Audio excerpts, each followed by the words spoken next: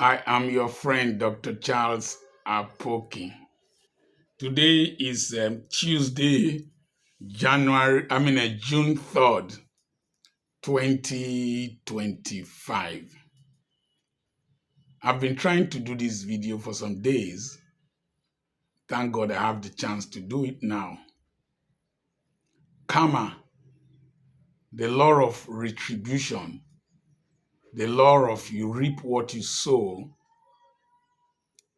is resident in Nigeria. The system of karma does not respect status. It might grind slowly, but it will eventually catch up with you now or later.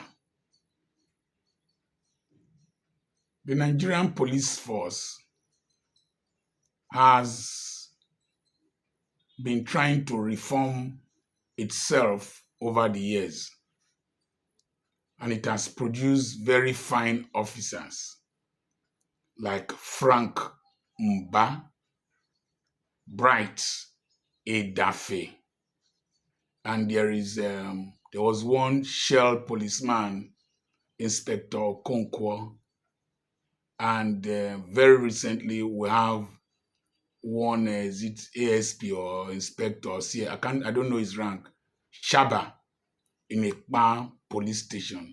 It's a crime buster, and we are grateful that some men in uniform in the police force have patriotic zeal to do what is right. But there are a few bad eggs that the police force has been flushing a lot of them out. But there are a few ones who seem to be untouchable.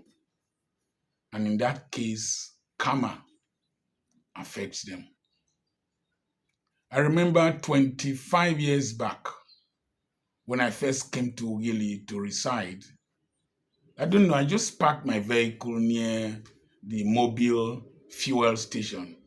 And somebody just drove there and harassed me. Before I knew it, he pointed a revolver or a pistol on my head. So I'll shoot you now. I later investigated. He was one notorious police officer then in Ugili. He was later transferred to Warri. He continued his brutality and stupidity. Eventually, he was killed, buried under a bridge when he went, the Otokutu Bridge, when he went for something no person can explain. That was a very tragic end. You remember Inspector Iyamu in Benin City during the Anini era? He ended up very badly. You remember Balogun, the one that was dragged into a vehicle many years ago, ended very badly. You remember one, I think his name was, I don't want to call his name, in Anambra State during Ngige and one person's era, who was utilized to disrupt the elections, the government. He got home and collapsed and died. The very recent ones are two cases. One of CSP Ekene, CSP Ekene Wonsu. He passed away in Ekiti State and people were jubilating. A lawyer, a journalist, and several other people talked about the atrocities he committed in Akwa Ibom State. And he took the same atrocities to Ekiti State. And he died mysteriously. He was said to have been jubilating when a commissioner in Akwa Ibom State that was against what he was doing died. But only within a space of time, he also passed away with very, very bad reports about him. And some of these police officers who are very powerful because of their nuisance value for politicians remain untouchable even when they commit crimes. Sometimes when judgment is passed against them, they are still retained in the police force because of what they do for those who are in authority. One of the journalists said that he spent millions flying to Abuja to lay complaints concerning Ekene Wonsu, why he should be deployed from Akwa Ibom State. Several people came up with, he locked up a journalist, stripped him naked for days, and he will humiliate lawyers. He has ended up very badly. So many court cases against him by human rights lawyers. One of the human rights lawyers, I can't remember his name now, was celebrating openly.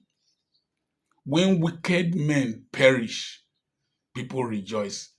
There's the case of one man, anti-robbery squad in or in Oka, Okusu or Okuzo or whatever, who was very notorious. We don't know how he ended. Now, there was a divisional police officer. There's a video circulating said to be him being attacked by Irish youths in Rano, in Kano State, Rano local government area, a divisional police officer.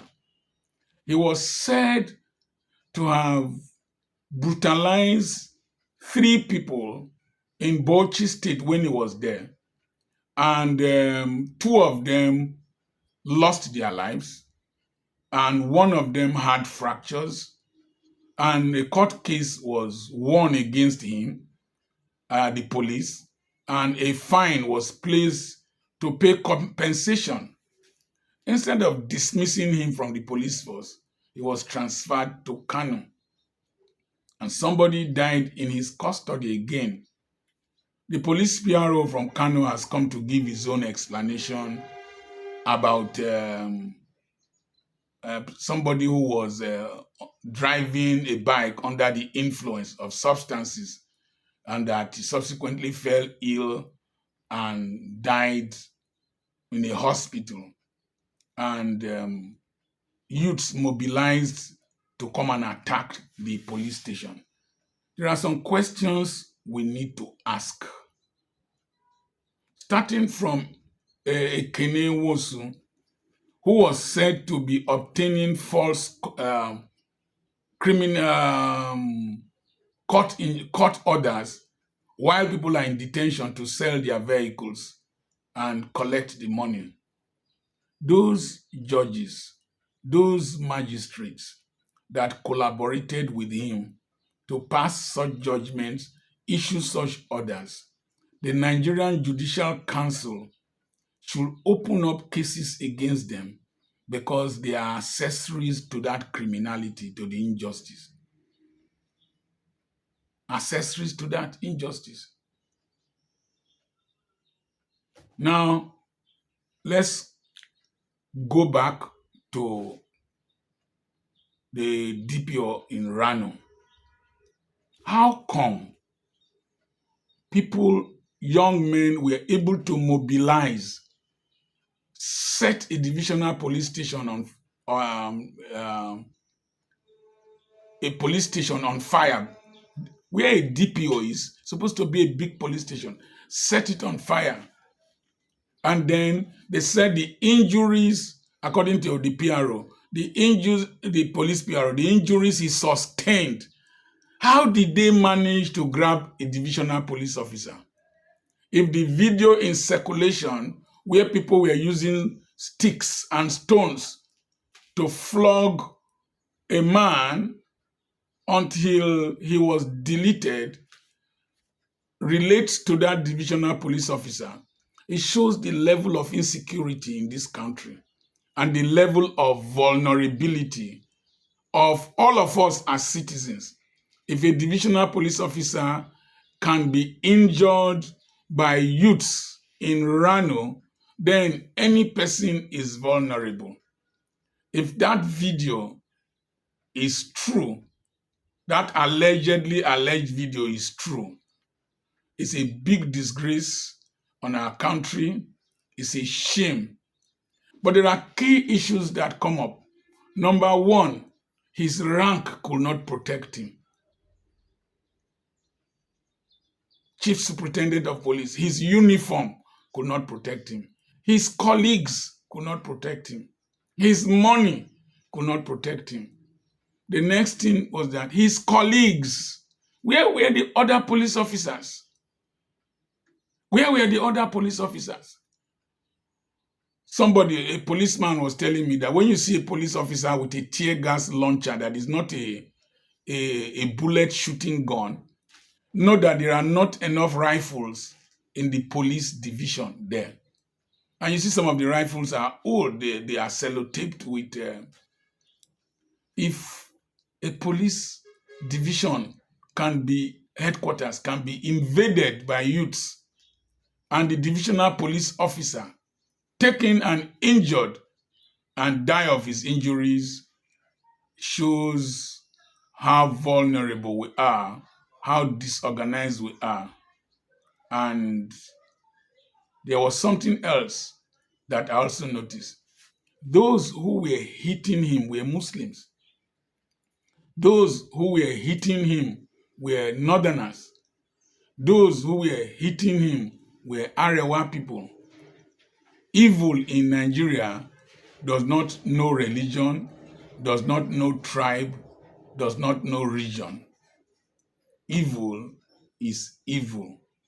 And when they come for you, when Nigeria happens to you, your region will not save you, your tribe will not save you, your religion will not save you. It is time that things are done properly in this country.